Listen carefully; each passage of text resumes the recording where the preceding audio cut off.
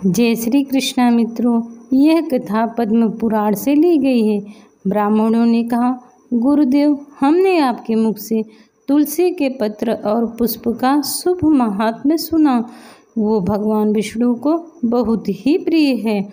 अब हम लोग तुलसी के पुण्य में स्रोत का श्रवण करना चाहते हैं।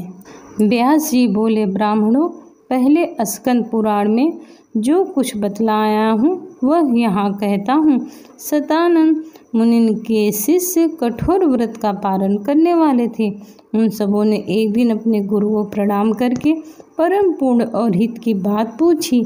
शिष्यों ने कहा, नाथ, ब्रह्मवेत्ताओं में श्रेष्ठ आपने पूर्व काल में ब्रह्मा जी के मुख से तुलसी जी के स्रोत का श्रवण किया था, उसको अब हम आपसे सुनना चाहते हैं। सतानंद जी बोले, शिष्यगण, तुलसी का नाम उच्चारण करने पर असुरों का दर्प दलन करने वाले भगवान श्री विष्णु प्रसन्न होते हैं। मनुष्य के पाप नष्ट हो जाते हैं तथा उसे अच्छे पुण्य की प्राप्ति होती है। जिसने दर्शन मात्र से करोड़ों गोदान का फल प्राप्त होता है, उस तुलसी का पूजन और वंदन लोग क्यों न करें। कलयुग के संसार में वे मनुष्य धन्य हैं जिसके घर में सालग्राम शिला का पूजन संपन्न करने के लिए प्रतिदिन तुलसी का वृक्ष भूतल पर लहलहाता रहता है।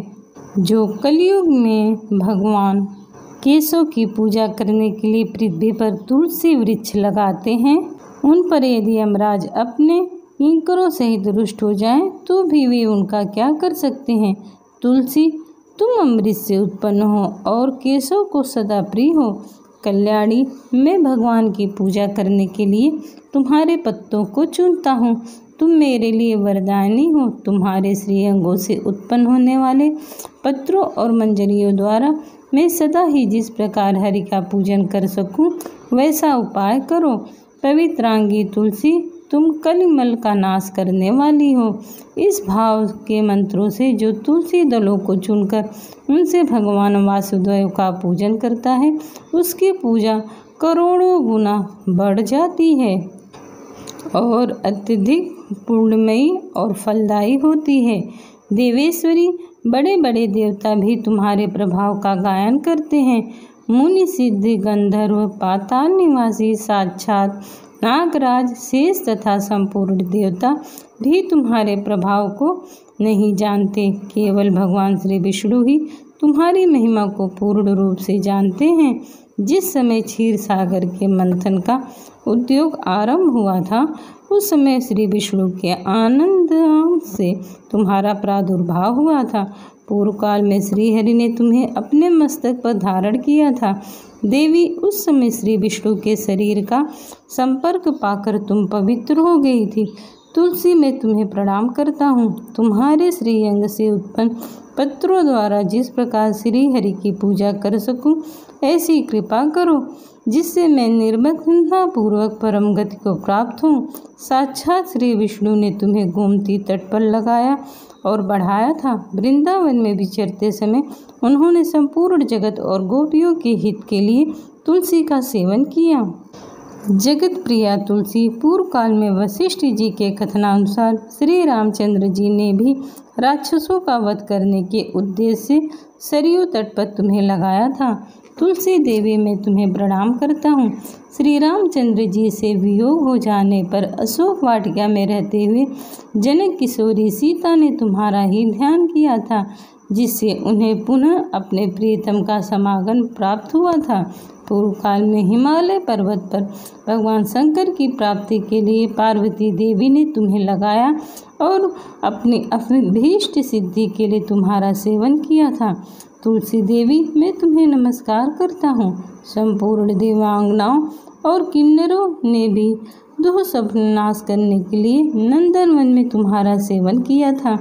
हे देवी, तुम मेरा नमस्कार स्वीकार करो। धर्माढ्य गया में साक्षात पितरों ने तुलसी का सेवन किया था। दंडकारण्य में भगवान श्री रामचंद्र जी ने अपने हित साधन की इच्छा से परम पवित्र तुलसी का वृक्ष लगाया तथा लक्ष्मण और सीता जी ने भी बड़ी भक्ति के साथ उसे पोसा था।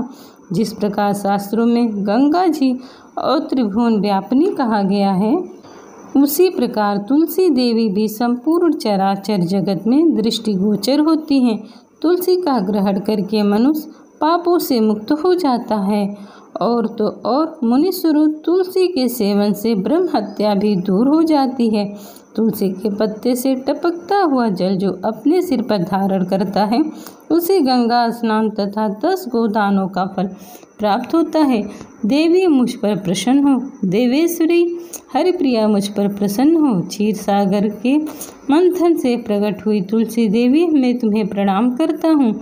द्वादशी की रात्रि में जागरण करके जो इन तुलसी स्रोत का पाठ करता है, भगवान श्री विष्णु उसके 32 अपराध क्षमा करते हैं। बाल्यावस्था, कुमारावस्था, जवानी और बुढ़ापे में जितने पाप किए हुए हैं, वे सब तुलसी स्रोत के पाप से नष्ट हो जाते हैं। तुलसी के स्रोत से संतुष्ट होकर भगवान सुख और अभ्युदय प्रदान करते हैं। जिस घर में तुलसी का स्रोत लिखा हुआ विद्यमान रहता है, उसका कभी अशुभ नहीं होता, उसका सब कुछ मंगलमय होता है, किंचित भी अमंगल नहीं होता, उसके लिए सदा सुकाल रहता है। वह घर प्रचुर धन्य धान से भरा रहता है। तुलसी स्रोत का पाठ करने वाले मनुष्य के हृदय में भगवान श्री विष्णु के प्रति अविचल भक्ति होती है तथा उसका वैष्णव से कभी वियोग नहीं होता।